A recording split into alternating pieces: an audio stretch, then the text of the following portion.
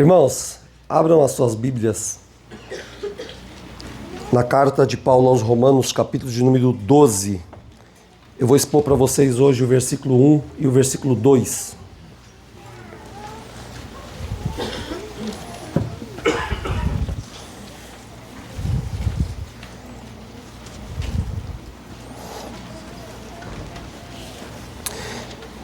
Gostaria de pedir para que vocês mantivessem a Bíblia aberta, tá bom? Depois voltem para o capítulo 1, nós vamos dar uma andada do capítulo 1 até o capítulo 11, para que depois de fato a gente possa entender o que Paulo quis nos ensinar no capítulo 12, no versículo 1 e o versículo 2, que diz assim: Rogo-vos, pois, irmãos, pelas misericórdias de Deus, que apresentem os vossos corpos por sacrifício vivo, santo e agradável a Deus, que é o vosso culto racional. E não vos conformeis com este século, mas transformai-vos pela renovação da vossa mente, para que experimenteis qual seja a boa, a agradável e a perfeita vontade de Deus. Amém.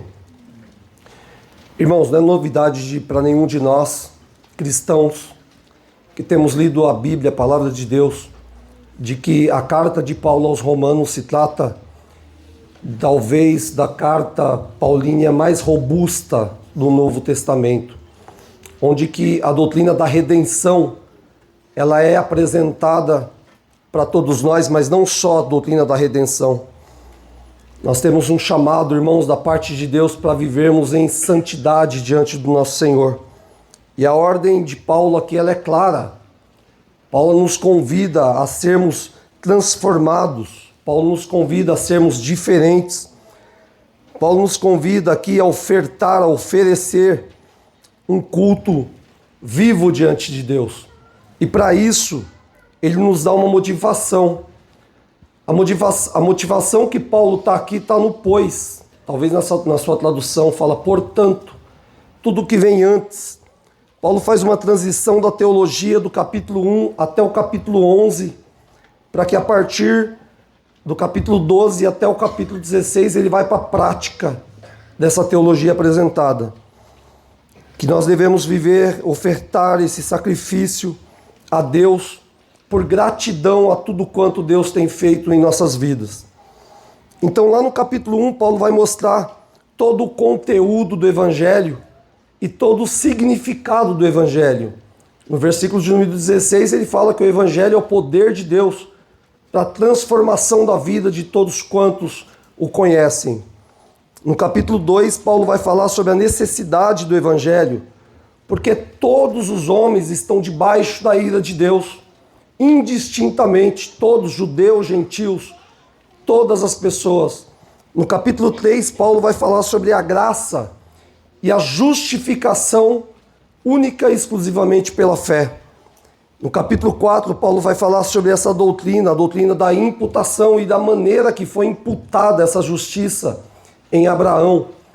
Na classe de novos membros hoje foi falado um pouco dessa imputação. No capítulo de número 5, Paulo vai falar sobre o fruto dessa doutrina. Então, capítulo 5, versículo 1, sendo, pois, justificados pela fé, temos paz com Deus. Ele explica que essa justificação, ela traz paz ao coração do pecador. No capítulo de número 6, Paulo vai apresentar a justificação e como ela desemboca na santificação. Então, o 6:23 vai falar que o salário do pecado é a morte, mas existe um dom gratuito para todos quantos andam e vivem em Cristo Jesus, mas andam em santificação. No capítulo de número 7, ele vai falar sobre os conflitos que nós temos, mesmo depois dessa conversão. E aqui eu queria testemunhar para vocês que o dia em que eu desci as águas do batismo, eu achava que, sendo batizado ali pela manhã, todos esses conflitos desapareceriam da minha vida, até quando chegou o domingo à noite, depois de ter sido batizado, depois de ter testemunhado diante de toda a igreja, eu enxerguei todos esses conflitos dentro de mim, eu falei, misericórdia, e agora? E aí eu lembrei de um dos escritos de Lutero, quando ele fala que o seu velho homem aprendeu a nadar e saiu nadando atrás dele. No capítulo de número 7, vai falar sobre esses conflitos. No 8, fala sobre a grande obra do Espírito Santo, irmãos, trazendo a segurança da salvação. De fato, se você foi salvo por Cristo Jesus, o Espírito Santo traz essa segurança dentro do teu coração. No capítulo de número 9, vai falar sobre a escolha de Deus a Israel, e aqui nós temos um grande problema. Quando Deus ele fala que ele amou a Jacó e ele aborreceu Esaú. Não que nós temos um grande problema, mas aqui para os armenianos é um grande problema, por não entender o chamado, a predestinação que Deus nos deu. No capítulo 10, Paulo está ensinando, está trazendo toda essa questão teológica. No capítulo 10, ele vai falar como presente doloroso de Israel, expondo no versículo de número 21, quanto a Israel, porém, diz: todo dia eu estendi as mãos a um povo desobediente e rebelde. No capítulo de número 11, irmãos, chega o canto de vitória. No capítulo 11, é o futuro glorioso, ó, a profundidade da riqueza, tanto da sabedoria como do conhecimento de Deus. Quão inexplicáveis são os seus juízos e quão insondáveis são os seus caminhos. Então, do capítulo 1 até o capítulo 11, Paulo está dando esse pano de fundo, dando doutrina, dando ensino. E agora, a partir do capítulo de número 12, é aquilo que o Sandro tem ensinado algumas vezes, é a ortodoxia para a ortopraxia. Toda a ortodoxia que foi dada até o capítulo 11. Agora eles precisam do capítulo 12 até o 16 viver uma prática. Tudo aquilo que Deus fez por nós, por vocês, do capítulo 1 até o capítulo 11. A partir de agora é o que vocês, nós precisamos fazer para Deus, do capítulo 12 até o capítulo 16. E Paulo começa, irmãos, com alguns rogos aqui que ele faz. E ele fala: rogo pelas misericórdias de Deus. Paulo está lembrando para todos aqui que é pelas misericórdias de Deus que todo o ensinamento de Deus aponta para a misericórdia de Deus. Paulo está falando aqui que eu estava perdido um dia, mas ele me encontrou. Paulo está dizendo aqui que você estava sujo, mas pela misericórdia de Deus ele te limpou. Paulo está falando que você era escravo, eu era escravo do pecado, mas pela misericórdia de Deus ele me libertou. Paulo está falando aqui que pela misericórdia de Deus eu e você estava condenado, mas ele me justificou. Paulo termina dizendo aqui que eu e você estava morto, irmãos, nas nossas ofensas e nos nossos pecados, mas pela misericórdia de Deus ele nos deu vida em Cristo Jesus. O que Paulo está dizendo aqui, irmãos, eu não sei quanto a você, mas quanto a mim, se não fosse pela misericórdia de Deus, eu não estava reunido com vocês nessa noite. Talvez eu estaria em um bar, talvez eu estaria em outro local. Mas o que Paulo fala: rogo-vos, pois, pelas misericórdias de Deus, o quê? Que apresenteis o vosso corpo. Pela misericórdia de Deus, apresentem os vossos corpos. Paulo está combatendo uma doutrina do primeiro século aqui, uma doutrina pagã dos gnósticos, que diziam que o corpo não prestava para nada, que o corpo não servia, ele só servia para ser mutilado. E daí vem algumas religiões hindus lá na Índia, que se cortam o corpo, que se esfolam. Daqui vem algumas doutrinas de alguns monastérios católicos, que as pessoas se ajoelham no milho, porque não basta só se ajoelhar diante de Deus, mas tem que ser no milho para marcar o corpo. O que Paulo está falando aqui é que a partir de agora, o corpo de vocês é templo do Espírito Santo de Deus, é morada de Deus, que o corpo de vocês, que vocês apresentavam para o pecado, vocês precisam apresentar ele agora para Deus, porque ele vai glorificar a Deus Deus vai ser glorificado através do corpo de vocês. E ele fala: apresenteis o vosso corpo por sacrifício. Mas uma coisa interessante, irmãos, é que a palavra grega que é usada aqui para apresentar o corpo em sacrifício é a mesma palavra que o sacerdote usava quando ele ia levar uma oferta no Antigo Testamento. E ele apresentava essa oferta diante de Deus. E uma vez que essa oferta era apresentada diante de Deus, essa oferta não poderia retornar, não poderiam pegar de volta e trazer de volta. Não tinha volta. O que Paulo está dizendo é que a partir do momento que você ofertou, apresentou o seu corpo diante de Deus, você não pode mais voltar atrás. É sem retorno. Você não pode pedir a sua vida de volta. E aí ele fala, apresentar os vossos corpos em sacrifício vivo. Não é uma oferta morta. Não é a sua vida de qualquer forma, de qualquer jeito. Não é um peso. Não pode ser um peso. Eu não posso fazer uma pergunta aqui, por que vocês estão aqui nessa noite, irmãos? E alguém diz, eu estou aqui hoje à noite porque minha esposa falou para mim vir aqui. Minha esposa falou que eu tenho que ir para a igreja, eu vim para a igreja. Eu estou aqui hoje à noite porque eu recebi um convite, né? E o pastor falou que domingo é dia de se reunir. Não é isso. Ele está falando aqui de uma oferta viva, de uma oferta que não pode ser um peso, que não pode ser contra a vontade. Ele vai um pouco além.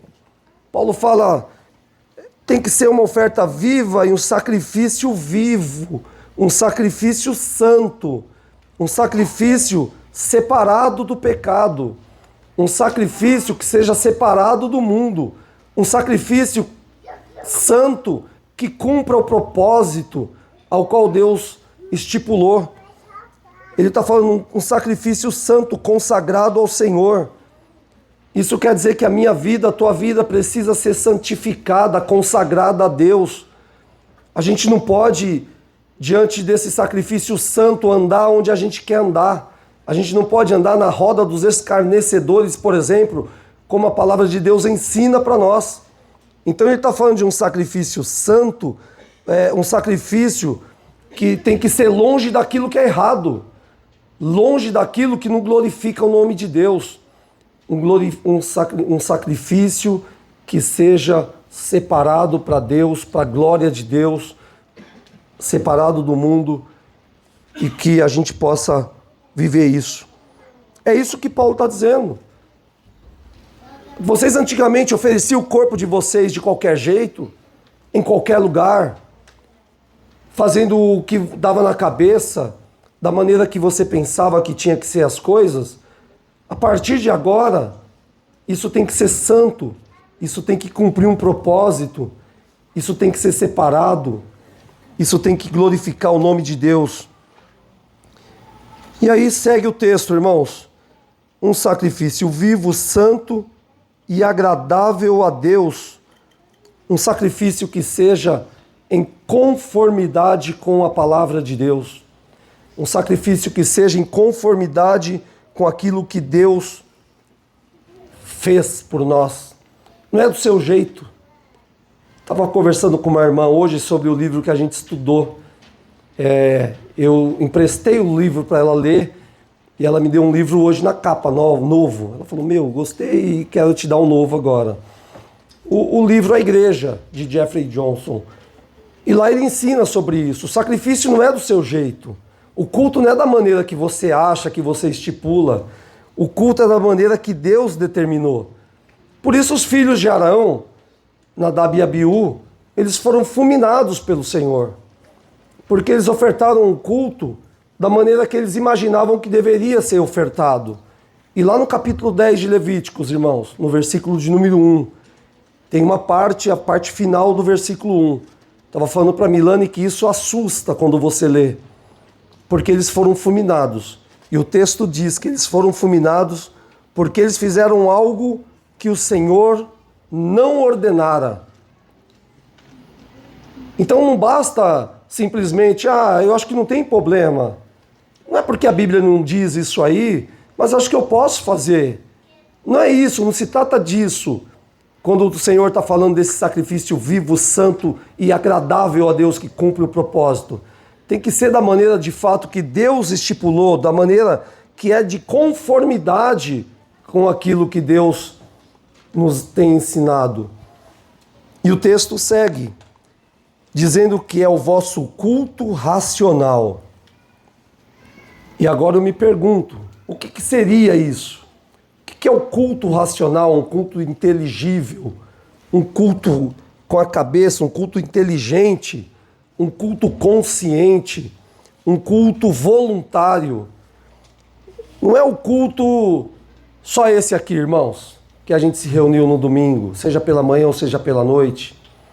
Não é só isso, mas também nós, como igreja, a gente se reúne aqui no domingo pela noite, nós temos o nosso culto coletivo, mas tem também o culto individual.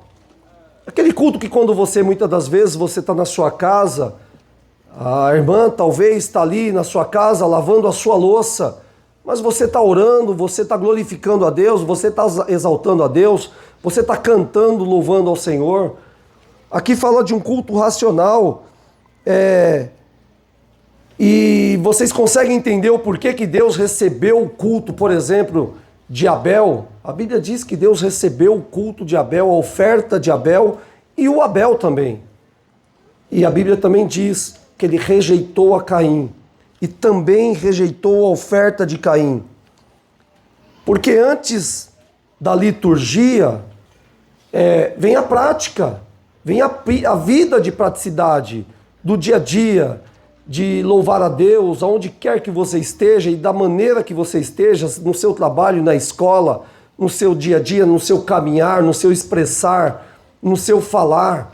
O que Paulo está dizendo aqui, irmãos, que nós precisamos ofertar a nossa vida em um culto racional, é que nós precisamos de verdade louvar, adorar a Deus com o entendimento de toda a teologia que Paulo ensinou do capítulo 1 até o capítulo 11, mas agora no nosso dia a dia, no nosso abrir de boca, na nossa caminhada cristã, no nosso testemunho diário, na nossa família, nos nossos vizinhos, aonde quer que estejamos, a gente possa cultuar a Deus.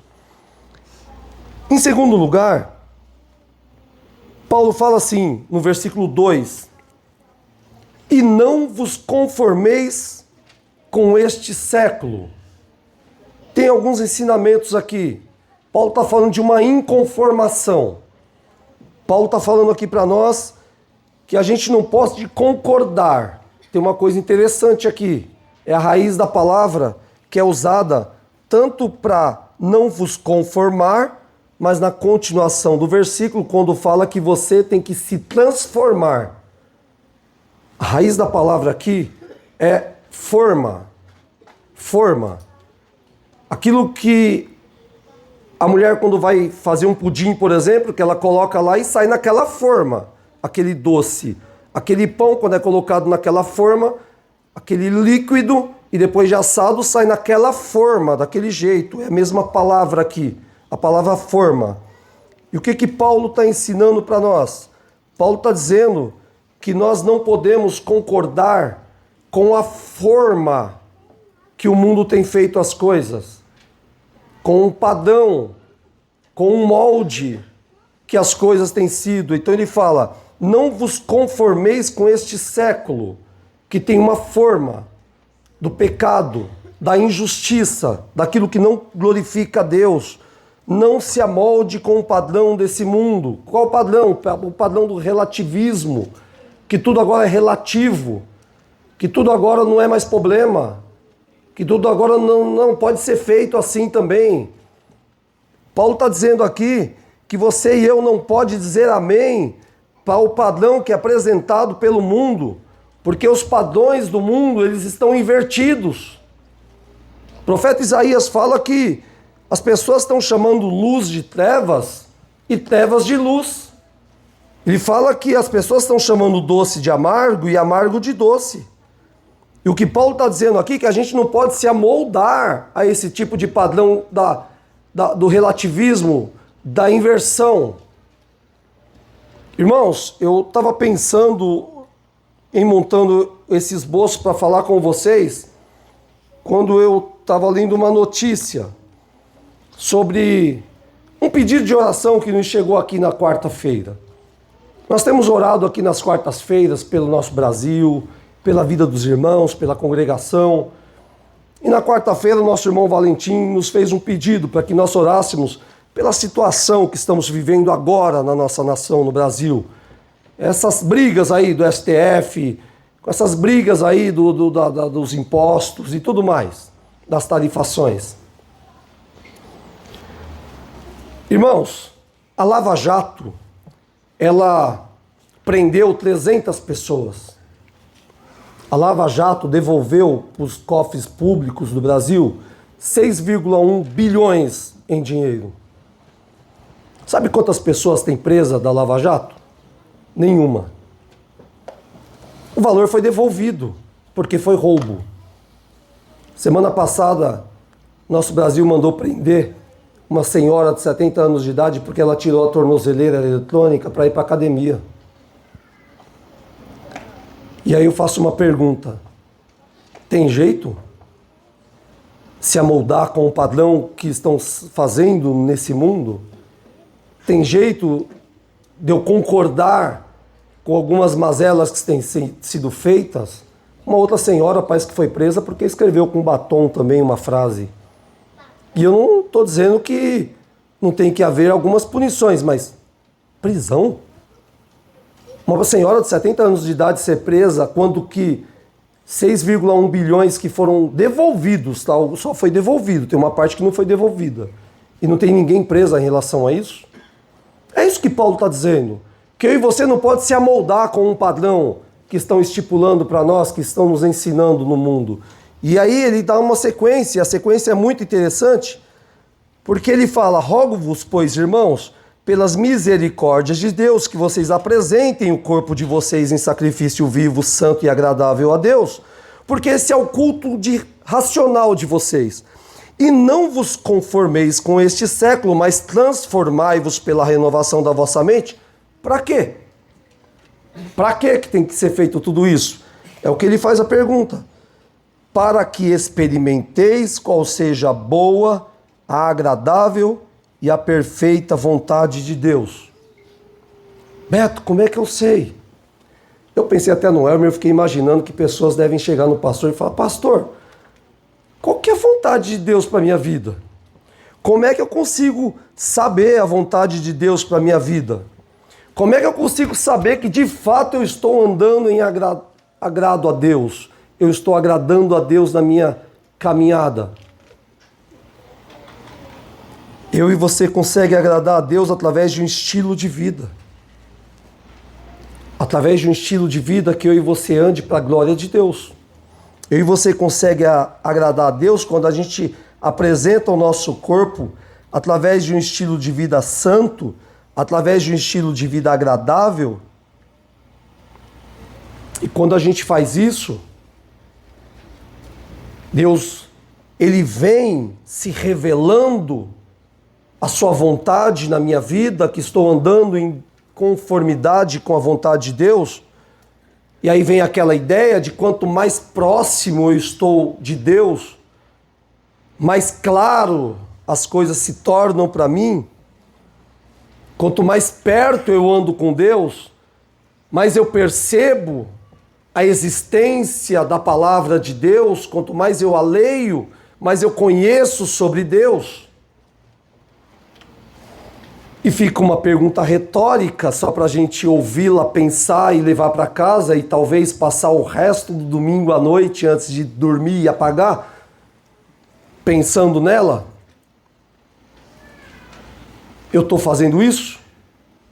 Como que eu estou conhecendo a Deus? Como eu estou fazendo? Eu estou meditando em Sua palavra? Eu tenho orado? Eu tenho de fato procurado conhecer a vontade de Deus para a minha vida? Eu tenho andado em conformidade com a vontade de Deus? Eu tenho ouvido as pregações e quando eu saio daqui no domingo eu tenho ido embora para casa? E agora, o que eu vou fazer com isso que eu acabei de ouvir? Isso tem mexido? Ou a gente está no padrão do mundo, na forma? Que eu vou para casa, eu esqueci tudo que foi pregado, tudo que foi ensinado e amanhã é outro dia. A vontade de Deus, ela revela a presença de Deus em nós, quando a gente começa a andar em conformidade com a vontade de Deus e ela se torna clara para as nossas vidas. É aquela sensibilidade de estar sensíveis ao Senhor. E o texto fala mais algumas coisas para nós.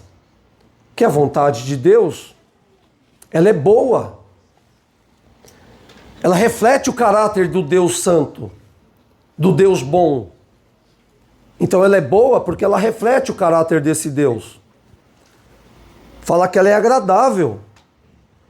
E ela é agradável porque ela cumpre um propósito dentro do coração do regenerado, da pessoa que foi transformada, da pessoa que entende que de fato a justiça ela foi imputada na sua vida. Não é algo que você está fazendo para se tornar melhor, que você está fazendo para que você consiga o presente de Deus, que você consiga a salvação. Ela é agradável porque ela satisfaz o coração do regenerado. E ela é perfeita. E a vontade de Deus ela é perfeita porque ela é completa. Porque ela não tem falhas. Irmãos, que o nosso Deus nos ajude a nós olharmos para um texto como esse, e eu confesso para os irmãos que eu meditei por muitas vezes nesse texto, mas só no texto, só na ortopraxia. Poxa, eu estou lendo um texto que está dizendo que eu preciso, pela misericórdia de Deus, apresentar o meu corpo, e dentro de apresentar o meu corpo eu preciso ter um culto racional, um culto vivo, um culto agradável a Deus. Mas só na ortopraxia. E quando eu comecei a meditar, irmãos, de enxergar tudo o que veio antes, todo o ensinamento, e para nós reformados, está toda a doutrina reformada da regeneração, da predestinação, ela está toda exposta da glorificação, ela está toda exposta da santificação nos capítulos anteriores. E para mim foi muito marcante. E eu estava olhando isso aqui, eu falei assim, puxa, eu vou olhar para o Sandro e falar, Sandão, eu entendi. Muitas vezes o Sandro lá, no nosso grupo de sêniores, ele trazia ensinos que falavam dessas questões de ortodoxia e ortopraxia. E aí quando eu entendo de fato, irmãos, eu pego a palavra, o ensino, e eu falo, eu não posso seguir sem que nada aconteça na minha vida. Agora eu, com o texto, com o ensino em minhas mãos, eu preciso andar em novidade de vida. É isso que a Bíblia, é isso que a palavra de Deus nos convida.